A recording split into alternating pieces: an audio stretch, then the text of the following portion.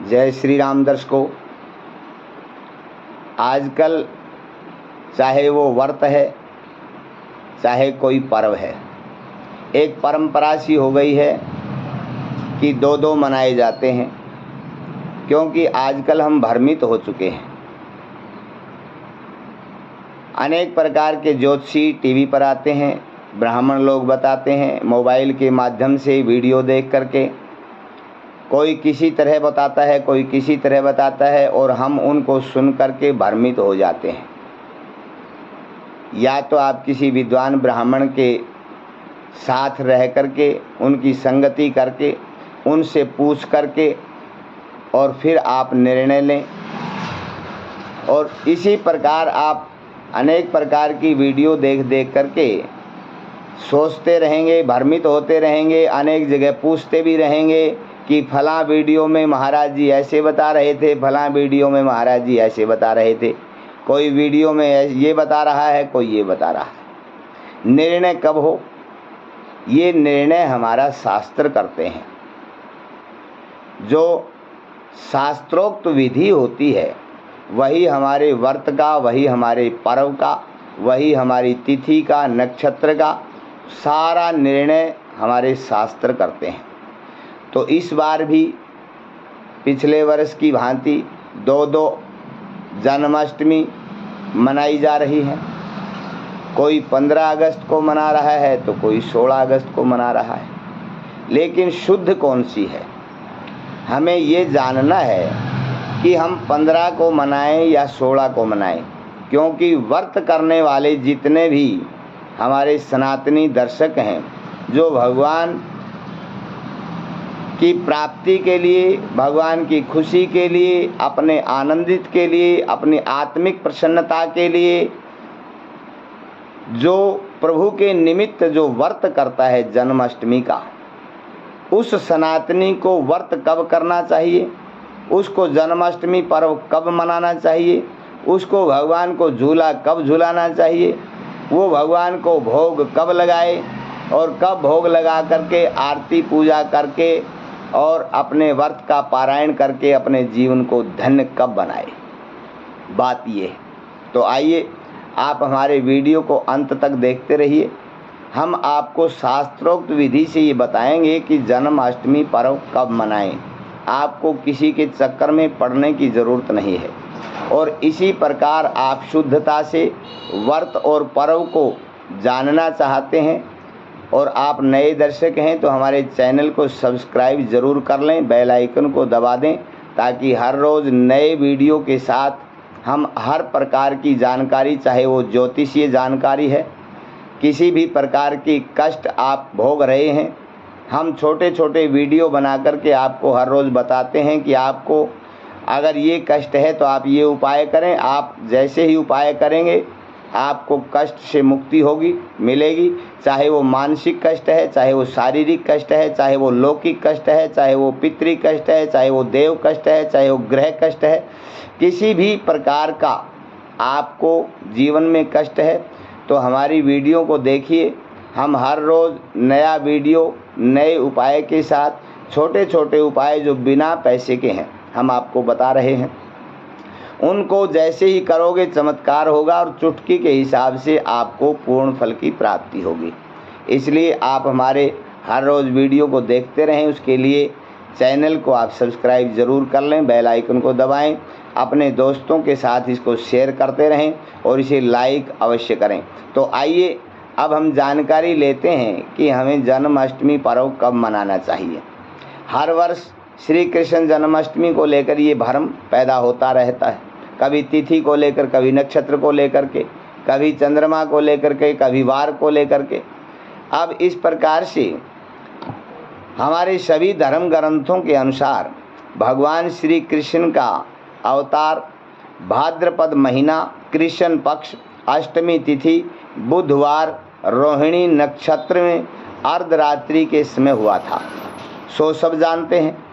लेकिन ये सभी तिथि, वार, नक्षत्र एक साथ न मिलने से ये संशय पैदा हो जाते हैं और 2 दिन ये पर्व मनाया जाता है। हमारे निर्णायक जितने भी धर्म ग्रंथ हैं उन सभी धर्म ग्रंथों ने अर्धरात्रि में अष्टमी तिथि को ही ग्रहण करने की अनुमति दी है। इसलिए अर्धरात्रि के 12 बजे जो भी अष्टमी तिथि होगी वही जन्माष्टमी के रूप में मनाया जाएगा। और हमारे हरियाणा, पंजाब, दिल्ली, जम्मू कश्मीर, राजस्थान आदि उत्तर पश्चिमी जितने भी राज्य हैं उन राज्यों के करोड़ों धर्मावलंबी गृहस्थी लोग पिछले हजारों वर्षों से इसी परंपरा का अनुसरण करते हुए अर्धरात्रि अष्टमी को ही व्रत, जप, पूजा, झूला झूलाना, कीर्तन करना, भोग लगाना, आरती करके प्रसाद बांटने की परंपरा को निभा रहे हैं। लेकिन श्री कृष्ण भगवान की जन्मभूमि है मथुरा, और मथुरा वृंदावन वाले लोग अगले दिन जन्मोत्सव मनाते हैं। इन्हें जन्म समय से कोई लेना देना नहीं, और ये कहते हैं कि हम जन्म समय से हमारा कोई लेना देना नहीं, न हम कोई व्रत करते हैं।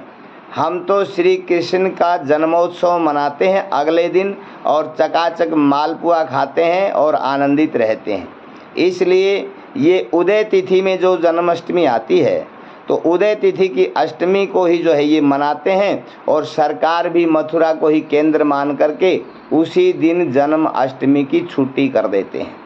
और इस छुट्टी को देख करके ही हम सभी भ्रमित हो जाते हैं कि जब सरकारी छुट्टी भी अगले दिन है तो जन्माष्टमी भी अगले दिन होगी।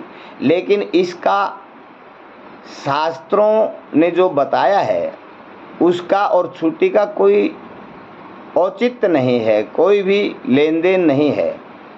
इस प्रकार से हम जन्माष्टमी मनाने की छुट्टी वाले दिन जो घोषणा कर देती है सरकार, उसी दिन हम तैयार हो जाते हैं, या वीडियो के माध्यम से जो बता देता है उसी दिन कर लेते हैं। इस प्रकार से हमें भ्रमित नहीं होना चाहिए कि छुट्टी चाहे कभी हो, वृंदावन वाले चाहे कभी मनाएं। इस प्रकार ने हमने जो शास्त्रों ने जो बताया है, हमने शास्त्रों की विधि से चलना है। इस प्रकार से हमारे सभी जितने भी निर्णायक धर्म शास्त्र हैं, जितने भी धर्म ग्रंथ हैं, हमने उनकी बात माननी चाहिए, उनके विरुद्ध नहीं जाना चाहिए। इसलिए हमारे सभी धर्म ग्रंथों ने 15 अगस्त 2025 शुक्रवार को ही अर्धरात्रि में अष्टमी तिथि है। इसलिए सभी हमारे धर्म प्रेमियों को इसी दिन व्रत, पूजा, झूला झूलाना, चंद्रमा को अर्घ देना आदि श्री कृष्ण जन्माष्टमी पर्व 15 अगस्त 2025 शुक्रवार को ही मनाना चाहिए, और यही सर्वश्रेष्ठ है। सभी शास्त्रों ने इसी को मान्यता दी है। इसलिए आप कोई संशय ना रखें, किसी के बहकावे में ना आए। ये मथुरा वृंदावन वाले तो हमेशा जो है इसी प्रकार अपने जन्मोत्सव के हिसाब से चलते हैं। इन्हें जन्म कब हुआ था, व्रत कब करना है, इससे कोई लेना देना नहीं होता। इसलिए आप धैर्य के साथ सोच समझ करके जो भी कार्य करें वो शास्त्रों के अनुसार करें, क्योंकि धर्म वही है जो शास्त्रों ने रास्ता बताया है, उस रास्ते के अनुसार कर्म करें, उसी का नाम धर्म है। इसलिए आप धर्म चाहते हैं तो शास्त्रोक्त विधि से कर्म करेंगे तो आपको पूर्ण फल की प्राप्ति होगी। इस प्रकार से इस दिन आप अपनी वाणी और क्रोध को काबू में रखें, किसी से ज़्यादा चर्चा ना करें, चाहे कोई कभी भी करे, किसी से तर्क ना करें, और भगवान के चरणों में समर्पित होकर के एकाग्र भाव से जो हमने व्रत पूजा करनी है, हमने तो परमात्मा से संबंध बनाना है। किसी दूसरे के साथ जिद्दी बहस या तर्क करके अपने जीवन को व्यर्थ नहीं करना या अपनी मानसिकता को दुखी नहीं बनाना। इसलिए भगवान के चरणों में एकाग्र भाव से समर्पित होकर के और 15 अगस्त शुक्रवार को ही आप जन्माष्टमी का व्रत करें और इसी दिन पर्व मनाएं। और यही धर्म अनुसार, हमारे धर्म ग्रंथों के अनुसार, हमारे सभी निर्णायक शास्त्रों के अनुसार सभी ने इसी की मान्यता दी है। तो आपने ये जाना, इसी के साथ आप आनंदित रहें और भगवान की पूजा करके भगवान के चरणों में एकाग्र भाव से समर्पित होकर के अपने जीवन को धन्य बनाएं। अपने जीवन को लाभान्वित करें, सदैव सुखी रहें, आनंदित रहें। जय श्री राम, जय श्री कृष्णा, जय श्री बालाजी।